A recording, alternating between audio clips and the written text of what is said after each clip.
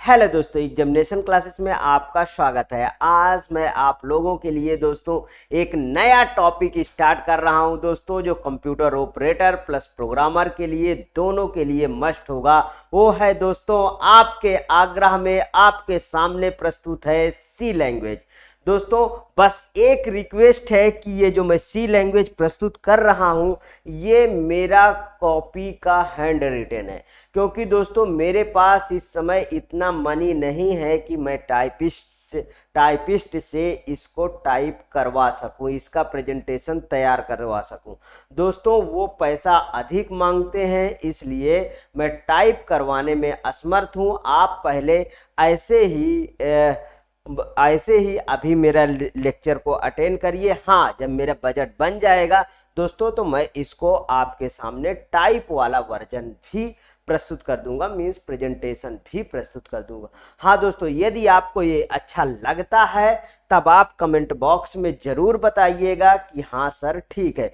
फिलहाल जो भी लिखा है दोस्तों उसको मैं और भी एक्सप्लेन करता रहूंगा, लिखूंगा यहाँ बोर्ड पे कि आपको दिक्कतें ना आए। आइए दोस्तों चलते हैं, शुरू करते हैं। देखिए दोस्तों, कुछ मतलब स्टार्ट करने से पहले मैं प्रोग्राम एग्जीक्यूशन वगैरह के बारे में, सॉफ्टवेयर एग्जीक्यूशन के बारे में सब बता देता हूं, जिससे आपके दिमाग में वो थीम बनती रहे और आगे के सारे कॉन्सेप्ट जो है आपको समझ में आते रहे। दोस्तों थ्योरी के साथ साथ छोटे छोटे प्रोग्राम मेरे चलते रहेंगे, जिससे आपको ये चीजें सब समझ में आ जाए और कहीं भी दोस्तों इसको किसी भी कंप्यूटर पे आप अप्लाई करो तो आपका आउटपुट आए। आइए दोस्तों शुरू करते हैं। देखिए सबसे पहले हम प्रोग्राम एग्जीक्यूशन के बारे में दोस्तों समझेंगे कि प्रोग्राम एग्जीक्यूशन कैसे होता है। समझ में आया? सबसे पहले दोस्तों प्रोसेसर होता है। ये देखिए मैंने प्रोसेसर लगाया है, और प्रोसेसर में क्या क्या होता है दोस्तों, इसको बेसिक में भी मैंने बताया था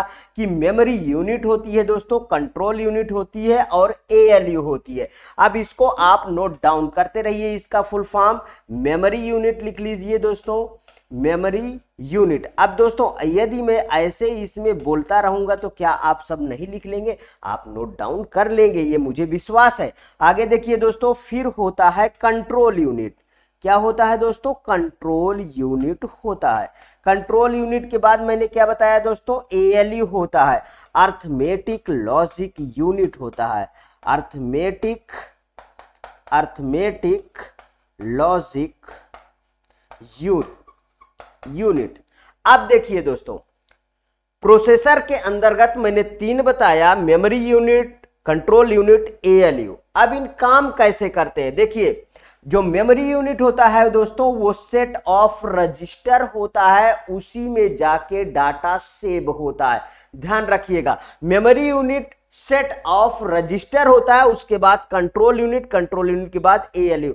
देखिए खुद ब खुद एएलयू अपने से कोई काम दोस्तों नहीं करता है, वो कंट्रोल यूनिट के बिहाफ पे काम करता है। मींस दोस्तों जो कंट्रोल यूनिट होता है वो सर्किट को रीड करता है, circuit that reads instruction and decoded. उस सर्किट को रीड करता है, डिकोड करता है, समझता है कि इसमें क्या लिखा है, उसके बाद एएलयू को आदेश देता है, एएलयू फर्दर अपना काम करता है। एएलयू देखिए क्या है, responsible for all arithmetic and logical calculations. Means कि सारा का सारा रिस्पॉन्सिबिलिटी किसके पास है दोस्तों? वो है एएलयू के पास। एएलयू ही सारा का सारा अर्थमेटिक एंड लॉजिकल कैलकुलेशन करता है। समझ में आया? अगर मैं एक छोटी सी कहानी आपको समझाऊं दोस्तों, तो आप रामायण के पात्र में चले आइए। रामायण में जब दोस्तों सीता मैया को ढूंढने के लिए लंका जा रही थी सेना, उस समय समुद्र किनारे सब लोग जो है पहुंच गए। सब लोग कौन कौन से पहुंच गए? जैसे जामवंत, नील नली, हनुमान जी, ये सब अंगद और अपने जो है हाँ ये सब लोगों पहुंच गए जब वहां पे, तो वहां पे अब ये कंक्लूजन नहीं निकल रहा है कि जो है अब जैसे सुग्रीव राजा थे तो उनके सेना के नेतृत्व में ये सब पहुंचे थे, तो वहां पे ये कंक्लूजन नहीं लिख रहा था कि अब ये समुद्र को लांघ के उस पार जाएगा कौन। तो दोस्तों वहां पे जामवंत जी ने बता दिया कि हनुमान जी जाएंगे। अब देखिए वहां पे दोस्तों हनुमान जी आप जानते हैं कि बचपन में उदंड बालक थे, उन्होंने ऋषि मुनियों को ऐसे ऐसे दोस्तों उठाते बैठालते थे, तो ऋषि मुनि दोस्तों गुस्सा होके उस समय श्राप दे दिए थे और बोले कि जाओ तुम अपनी बुद्धि को भूल जाओगे, जब तुमको कोई याद दिलाएगा ना उस समय आपकी विवेक याद आएगा, आपकी बुद्धि याद आएगी, आपका सामर्थ्य याद आएगा। तो दोस्तों यहां पे जामवंत जो है याद दिलाए और फिर बजरंग बली समुद्र लांघ कर लंका पहुंच गए और सीता मैया की खोज कर लिए। दोस्तों यहां पे देखिए, यहां पे जामवंत कौन है, कंट्रोल यूनिट सीयू, सारा बुद्धि इनके पास है, और एएलयू कौन है, बजरंगबली। ये सीयू जो है खुद ब खुद दोस्तों क्या करता है, सर्किल को रीड करता है, डिकोड करता है, समझता है, उसके जो है एएलयू को आदेश देता है कि आपको एएलयू ये काम करना है। एएलयू खुद ब खुद अपने से कुछ नहीं करता है दोस्तों, जो सीयू कहता है वही एएलयू करता है। क्या कॉन्सेप्ट समझ में आया? क्या समझ में आया तो आप कमेंट बॉक्स में जरूर बताइए कि हाँ समझ में आया। यहां पे देखिए दोस्तों, इसके बाद प्रोसेसर किससे अटैच होता है, रैम से। रैम कैसा है दोस्तों, मेमोरी आप जानते हैं रैम है वोलाटाइल, कई बार बता चुका हूं। वोलाटाइल मीन्स परिवर्तनशील मेमोरी है, और इसी को क्या बताया था दोस्तों, प्रोसेसिंग मेमोरी। क्या बताया था, प्रोसेसिंग मेमोरी। मतलब कि जब कंप्यूटर ऑन करते हैं उसी दौरान जो है रैम काम करता है, कंप्यूटर बंद कर दिए सारा डाटा इरेज हो जाता है। समझ में आया? लेकिन हार्ड डिस्क में सारा डाटा सेव रहता है। अब हार्ड डिस्क कहिए, एसएसडी कहिए, आज का तो एसएसडी का जमाना आ गया। सॉलिड स्टेट ड्राइव, इसका नाम क्या है दोस्तों, याद रखिएगा, solid state drive, solid state drive. समझिए, सब चीज याद रख। देखिए हर एक चीज स्टोर कहां पे होता है, जितने विंडोज वगैरह हैं वो स्टोर कहां पे हो, हार्ड डिस्क या एसएसडी में। ये रैम में कॉपी लोड होता है दोस्तों। रैम का फुल फॉर्म क्या है, random access memory, random access memory. समझ में आया इतनी बात? और फिर प्रोसेस करता, और ये अटैच कहां से है, यहां पे प्रोसेसर के अंदर मेमोरी यूनिट। अब आगे आइए दोस्तों, इसी को मतलब इंग्लिश लैंग्वेज में लिखा, हिंदी और इंग्लिश मिक्स लैंग्वेज में लिख के तैयार भी है, आगे आप उसको भी समझ सकते हैं। यहां से आइए देखिए, 16 बिट बिल्कुल आपके ओन लैंग्वेज में प्रस्तुत है। 16 बिट आर्किटेक्चर के साथ एक इंस्ट्रक्शन होगा, मतलब 16 बिट आर्किटेक्चर 0 1 1 0 ऐसे ऐसे फर्दर लिख लीजिए, ठीक है। प्रोसेसर के अंदर होता है क्या, मेमोरी यूनिट, जहां पर कई सारे मेमोरी डिवाइसेस होती हैं दोस्तों, डिवाइसेस होती हैं। इन्हीं को रजिस्टर कहते हैं, इन्हीं को क्या कहते हैं दोस्तों, रजिस्टर कहते हैं। मतलब जो मेमोरी डिवाइसेस होती हैं वही रजिस्टर है। हाँ दोस्तों, वही रजिस्टर हैं, जो मेमोरी डिवाइसेस हैं वही रजिस्टर हैं। आगे देखिए, जो पहला 16 बिट है दोस्तों वो पहला इंस्ट्रक्शन होगा, इसी तरह अगला 16 बिट अगला इंस्ट्रक्शन होगा। आगे देखिए, इन रजिस्टर में एक होता है दोस्तों इंस्ट्रक्शन रजिस्टर। क्या होता है दोस्तों, इंस्ट्रक्शन रजिस्टर होता है। इसी इंस्ट्रक्शन में जाकर स्टोर होता है, इसी इंस्ट्रक्शन में जाके दोस्तों क्या होता है, स्टोर रहता है। देखिए 16 बिट का जो रजिस्टर भी होता है, इसी में लिखा होता है कि क्या करना है कंप्यूटर को। समझ में आया? 16 बिट का जो रजिस्टर होता है, इसी में लिखा होता है कि क्या करना है रजिस्टर को। सीयू का काम है इन इंस्ट्रक्शन, जो ये लिखा है ना दोस्तों, इन इंस्ट्रक्शन को पढ़ना, डिकोड करना, मतलब रीड करना, डिकोड करना, इसके आगे आप लिख सकते हो रीड करना दोस्तों, पढ़ना, और डिकोड करना, समझना उसको, अंडरस्टैंडिंग, अंडरस्टैंडिंग, ठीक है, समझना कि क्या मेमोरी, कि क्या मेमोरी में मतलब जो सेव है कि क्या इसकी मीनिंग है। समझ में आया? मतलब रीड करना, डिकोड करना, समझना कि इसकी मीनिंग क्या है। फिर एएलयू को सिग्नल देगा दोस्तों कि तुम्हें अब ये काम करना है। एएलयू अपनी मर्जी से कुछ भी नहीं करता दोस्तों। सीयू जो कहता है वही वो एएलयू काम करता है। सेट ऑफ इंस्ट्रक्शन ही प्रोग्राम कहलाता है। सेट ऑफ इंस्ट्रक्शन ही क्या कहलाता है दोस्तों? प्रोग्राम कहलाता है। सेट ऑफ इंस्ट्रक्शन ही प्रोग्राम कहलाता है। यहां पे देखिए, जो आप दोस्तों EXE फाइल होती है, एग्जीक्यूटेबल फाइल होती है, ठीक है, वही सॉफ्टवेयर फाइल होती है। उसके बारे में समझेंगे। देखिए, एक प्रोग्राम है जो जिसमें हमने हेडर फाइल लगाया, hatch include studio.h, hatch include conio.h, wide man curly braces के अंदर सारा कुछ लिख दिए। तो इस प्रोग्राम को हमने सेव किससे करेंगे? sum.c से सेव करेंगे। किससे सेव करेंगे दोस्तों? sum.c से सेव करेंगे। sum.c से सेव करेंगे। समझ में आया? फिर ये प्री प्रोसेसर के जाएगा।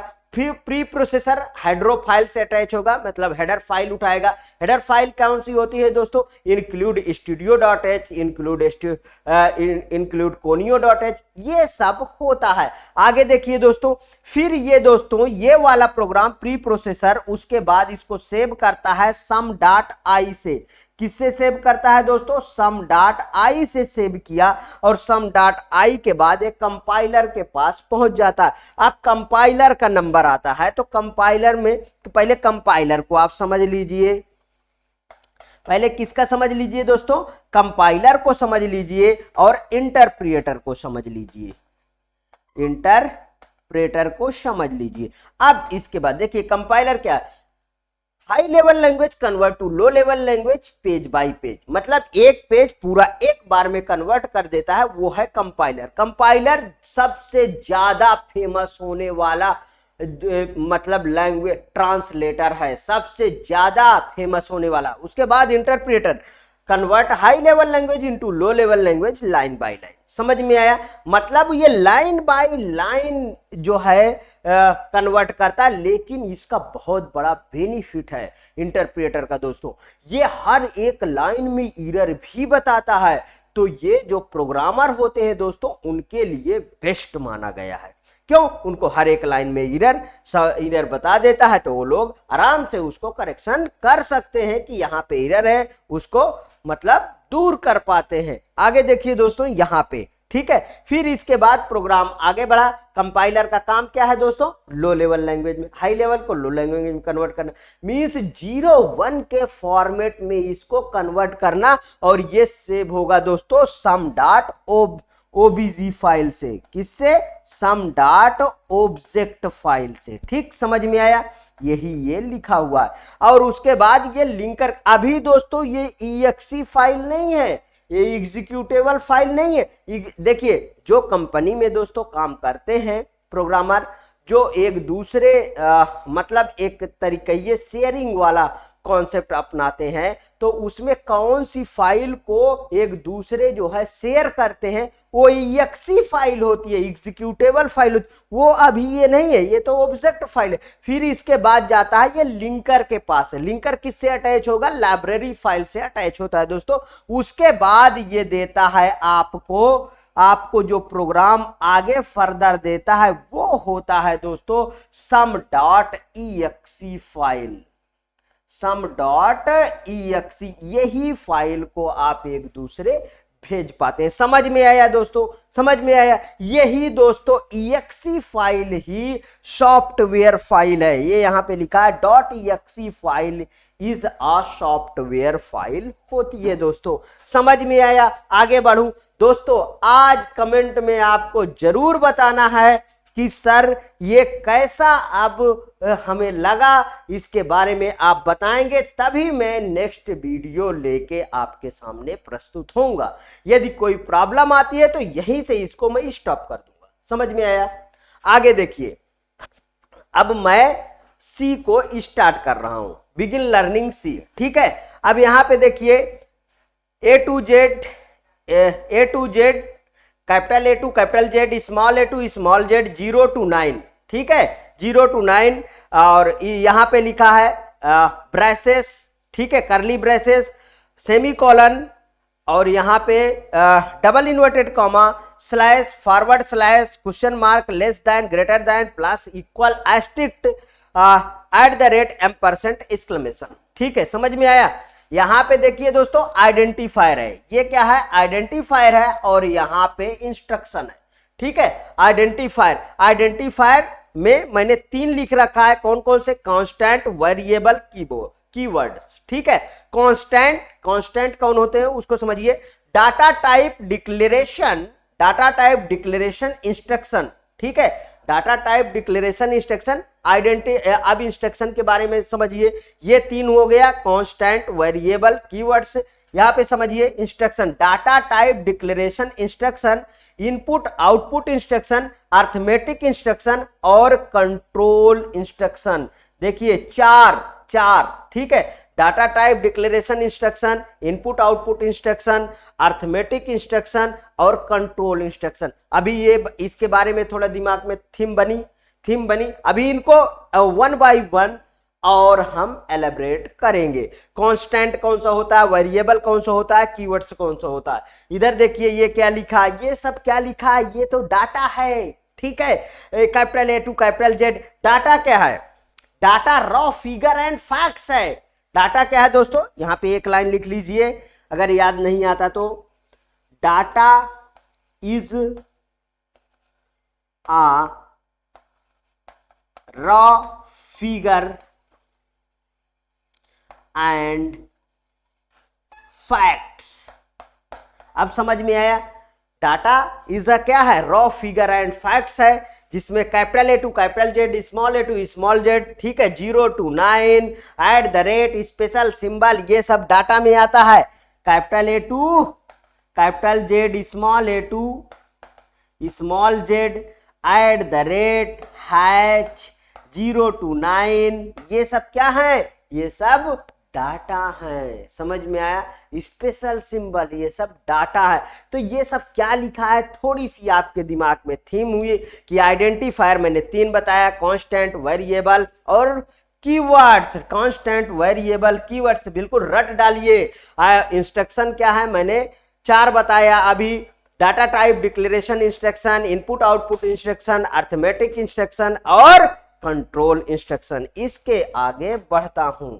अब है आपका कांस्टेंट आया। कांस्टेंट है क्या, इसके बारे में आपको समझना पड़ेगा। 1 by 1 दोस्तों समझेंगे, बिल्कुल ऐसा समझेंगे कि पूरा का पूरा दोस्तों एक बार में सब कुछ समझ में आ जाए। यहां पे कांस्टेंट देखिए, एनी इंफॉर्मेशन इज कांस्टेंट। कोई भी इंफॉर्मेशन क्या है दोस्तों? कांस्टेंट होती है।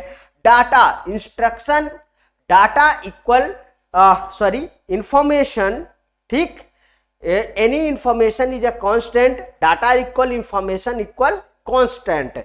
मींस कि जो डाटा है वो इंफॉर्मेशन है, वही कांस्टेंट है। टाइप ऑफ कांस्टेंट को समझते हैं। टाइप ऑफ कांस्टेंट जैसे प्राइमरी, इंटीजर रियल कैरेक्टर, ठीक है, ये प्राइमरी में आएंगे। तो सेकेंडरी कांस्टेंट कौन से हैं उसको समझिए। सेकेंडरी में array, string, pointer, union, structure और इनोमिनेटर। ये क्या है दोस्तों? ये है दोस्तों सेकेंडरी सेकेंडरी कांस्टेंट, समझ में आया? Primary constant integer real constant, secondary में है एरे, स्ट्रिंग, पॉइंटर, यूनियन, ठीक है, स्ट्रक्चर और इनोमिनेटर। आगे देखिए नेक्स्ट, देखिए इंटीजर क्या होता है? ऐसा नंबर जिसमें पॉइंट ना लगा हो वह इंटीजर कांस्टेंट होता है। जैसे -45, माइनस यहाँ 55, 25, 0, -45, 12, 0, इस तरीके कुछ भी, ये सब इंटीजर है। समझ में आया? इसमें कहीं पे भी पॉइंट नहीं लगा है। तो फिर रियल क्या है दोस्तों? सिंपल सा है कि जिसमें पॉइंट लगा हो, ऐसा नंबर जिसमें पॉइंट लगा हो, जिसमें पॉइंट लगा हो उसे हम रियल कांस्टेंट कहते हैं। ठीक है, जैसे 21.4, 3.56, 21.4, 3.56, माइनस का 0.065 और कॉमा 2.0, ये सब क्या है दोस्तों? रियल कांस्टेंट है। समझ में आया इतना? आगे बढ़ते हैं। अब करेक्टर क्या है समझिए थोड़ा। करेक्टर कोई भी वन सिंबल जिसमें सिंगल कोट्स में लगा हो वह करेक्टर कांस्टेंट होता है, वो करेक्टर कांस्टेंट होता है। जैसे देखिए ये सिंगल, अगर ये लिखा है तो ये सिंगल कोट्स में लिखा है ना, ये खाली बी लिखा है तो ये सिंगल कोट्स में लिखा है ना, तो ये सब क्या है दोस्तों? ये करेक्टर होते हैं। जैसे प्लस लिखा है यहाँ पे सिंगल कोट्स में, इसमें बीच में कुछ नहीं लिखा, इसमें स्पेस भी करेक्टर कांस्टेंट है। स्पेस भी क्या है दोस्तों? करेक्टर कांस्टेंट होता है। जैसे 2 लिखा है तो ये क्या है दोस्तों? करेक्टर कांस्टेंट है। लेकिन यहाँ पे -3 लिखा है, क्या -3 करेक्टर कांस्टेंट है क्या? नहीं है, क्योंकि इसमें 2 है। एक ही सिंबल होना चाहिए, क्योंकि इसमें 2, एक माइनस है और दूसरा 3 सिंबल है, तो यह करेक्टर कांस्टेंट नहीं होगा। समझ में आया? यहाँ पे देखिए 3.4 है, ये भी इसमें 3 सिंबल है, इसलिए ये करेक्टर कांस्टेंट नहीं है। सौरभ डबल सिंबल में देखिए लिखा है, ठीक है, सौरभ लिखा है या एग्जामिनेशन लिखा है, ठीक है, एग्जामिनेशन लिखा है,